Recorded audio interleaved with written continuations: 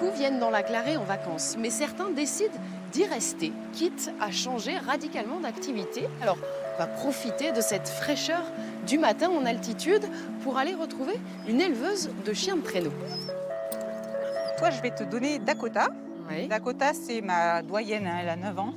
C'est une petite chienne qui est vraiment très sympa. C'est aussi une de mes chiennes de tête. Donc, elle est très intelligente. Ok. Voilà, tu vas voir en canyon rando, elle est géniale. D'accord. Allez, c'est parti. L'idée, c'est de se pencher en arrière, qu'il y ait une traction ou pas Alors, forcément? Une fois qu'ils vont être sur le chemin, ils vont tirer tout droit. Et toi, c'est juste de garder l'équilibre. Et toi, Sophie, t'es venue t'installer ici alors que c'était pas ton métier, c'était pas éleveuse de chiens de traîneau. Je suis tombée amoureuse du coin, l'ensoleillement. C'est encore un peu sauvage, on a des coins sauvages. Et puis toutes les activités de montagne qu'on peut pratiquer devant Titane. Hop. Alors moi, je suis infirmière le reste de l'année. Voilà, j'arrive pas à vivre encore uniquement des chiens. Et puis voilà, comme ça permet d'avoir 2 activités différentes aussi, c'est pas plus mal. Et donc ouais, eux avec leur fourrure, et j'imagine qu'ils ont très chaud par ces températures. Comment tu les fais bosser l'été du coup? Juste au niveau de l'effort, où on fera pas le même effort quand il fait chaud, les chiens n'ont pas trop de possibilités de régler leur température corporelle comme nous. Devant Toi, t'as Titane. vraiment une relation affective avec ces chiens. Ouais, c'est mes enfants, c'est mes collègues de travail, c'est mes amis, c'est un peu toute ma vie du coup, ouais. Il faut quand on travaille avec les animaux, sinon... Titane! Bon, ça y est, il commence à faire un peu chaud là pour les chiens, on va redescendre. Et puis nous, on continuera la balade pour découvrir le patrimoine de cette vallée avec un jeune vidéaste.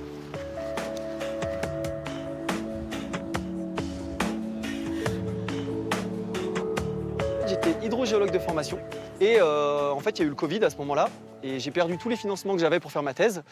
Et du coup, vu que je faisais beaucoup de photos, de vidéos à côté, on m'a demandé d'intervenir dans une mine dans le coin pour faire un petit reportage. Et en fait, c'est en travaillant avec l'archéologue sur place que j'ai eu un peu le déclic de me dire que de lancer ma boîte, je pourrais vivre de ma passion, de l'aventure, de l'audiovisuel, de science. Et en fait, au passage, je suis vraiment tombé amoureux du coin et je suis jamais reparti. Et puis voilà. Et là, tu nous emmènes où aujourd'hui? Aujourd'hui, en fait, on va voir un fort où j'ai quelques images à faire dans le cadre de la mise en valeur un peu du patrimoine dans les Hautes-Alpes. Et c'est le fort qui est juste au-dessus de celui qu'on a en dessous. Là, c'est le grand frère. Donc lui, c'est le fort de l'Olive qui a été construit fin du 19e. Il avait pour but de protéger en fait la frontière italienne. Une dizaine d'années plus tard, ils ont construit le fort qu'on va aller voir juste après la route. Donc là, ça y est, on le voit, il paraît que c'est le Fort Boyard des Hautes-Alpes, c'est ça? Ouais, c'est son petit surnom parce qu'il a une forme assez particulière. Son vrai nom, c'est le fort de Lanlon. Et c'est vrai que c'est assez unique comme architecture. On la retrouve un peu nulle part ailleurs dans le département. Et on va faire un petit time-lapse pour avoir le coucher du soleil et le lever de la nuit.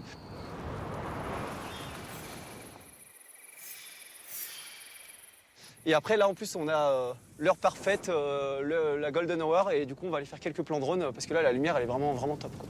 Là, faut se dépêcher avec la lumière, c'est ça? Ouais, en fait, le créneau est toujours très serré. La bonne lumière, des fois, ça dure même pas une demi-heure. Donc, c'est là où il faut être assez réactif. Ouais. Et souvent, on a l'impression de partir trop tôt, mais on part jamais assez tôt. Ça, courir après les couchers de soleil, ça arrive souvent.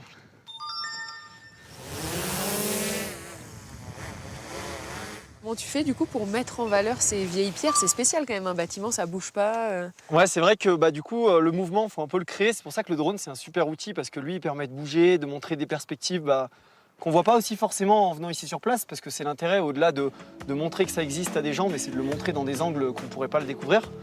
Et après, ce qui va jouer beaucoup sur une belle image, ça va être aussi la lumière, en fait. Le moment où on y est, et ça, c'est vraiment top, quoi.